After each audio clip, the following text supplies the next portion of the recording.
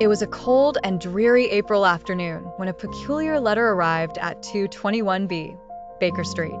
Holmes and I had spent the day in idle conversation. The moment our landlady, Mrs. Hudson, placed the envelope on the table, Holmes snatched it up with evident relief. Holmes examined the letter closely before breaking the seal. "Interesting," he murmured. "Watson, observe the quality of the paper, handmade, of European origin. The ink is slightly smudged, indicating haste in writing. And note the wax seal, red, unmarked." With a flick of his wrist, Holmes opened the letter and read it aloud. It was a request for assistance in a matter of utmost urgency, asking Holmes to meet at St. Augustine Cemetery in Kensington at midnight. The sender wished to remain anonymous. Holmes's eyes glowed with interest. A mysterious rendezvous at a cemetery. How delightfully macabre. I frowned. "A midnight meeting in a graveyard, Holmes? It reeks of deception." "Indeed," he replied with a smile. "And that is precisely why we must attend." We arrived at St. Augustine's just before the appointed hour. The cemetery was vast and desolate, the moon casting eerie shadows. Holmes strode forward without hesitation, his sharp gaze scanning the surroundings. "Our contact is late," he murmured. A soft sound came from the darkness. I instinctively reached for my revolver. Then, a figure emerged, a man in his 60s, wrapped in a heavy coat, his face lined with deep worry. "You are Mr. Holmes?" he asked. "Indeed," Holmes replied. The man introduced himself as Dr. Charles Pembroke, the caretaker of the cemetery. He feared something unnatural was happening. 3 nights ago, I discovered a crypt. The Brantford Mausoleum was open, though it was sealed the night before. Holmes wasted no time. "Take us to the crypt, Doctor." Pembroke led us deeper into the graveyard to an ancient mausoleum. The stone door was slightly ajar. Holmes examined the door and the ground, noting the disturbed hinges and heavy footprints. Holmes pushed open the mausoleum door. The stench of damp earth and decay greeted us. The crypt was small, with stone sarcophagi lining the walls.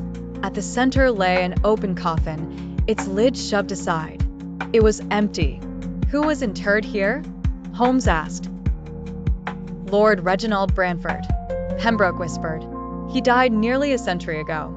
"And yet," Holmes said, "his coffin is empty." We returned to Pembroke's office, where he produced an old ledger. "This crypt has been undisturbed for decades," he insisted. Holmes examined the ledger. "And yet, Pembroke, someone knew exactly where to go." I suggested grave robbers might be responsible. Pembroke hesitated. "There was one rumor. Lord Brantford was obsessed with alchemy and the resurrection of the dead." Holmes's fingers drummed against the table. Fascinating. And if he had been buried with any of his research, that would certainly be of interest to someone. Pembroke paled. "Last night, I heard something outside my cottage. Heavy footsteps." We scoured the graveyard, lanterns in hand, searching for any sign of movement. Then, Holmes halted. "Watson, look there." In the distance, a hunched figure was moving, slowly, stiffly. Pembroke let out a choked gasp. "That's him." The figure turned. His face was obscured, wrapped in layers of fabric. His clothing was old, resembling something worn in a past century. Holmes stepped forward. "Lord Brantford, I presume?"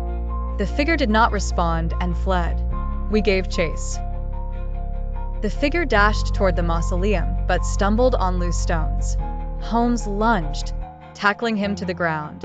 I rushed forward, revolver in hand, and pulled away the wrappings covering the man's face.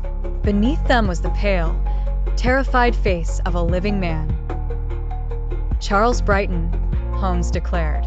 "A former professor of antiquities, I believe, and quite the con man." Brighton, panting, glared at us. "You wouldn't understand. Try me," Holmes said. Brighton hesitated, then sighed. "I found Brantford's notes months ago. documents claiming he had discovered a formula for eternal life. I thought perhaps it was real. I needed his remains to verify the claims. "So you staged a resurrection," Holmes mused. Holmes stood. "Your little charade is over, Professor. And while I admire your theatricality, I believe Scotland Yard will have little patience for grave robbery." The following morning, the case was formally closed. Brighton was arrested. As we left the cemetery, Holmes turned to me. "An amusing case, Watson. Science, superstition, and human greed, all wrapped in one." I shook my head. I thought, for a moment, we had found a man who truly returned from the dead. Holmes smiled faintly. "No, Watson, but men like Brighton, they will never stop trying." And with that, we stepped out of the graveyard, leaving the dead to rest at last.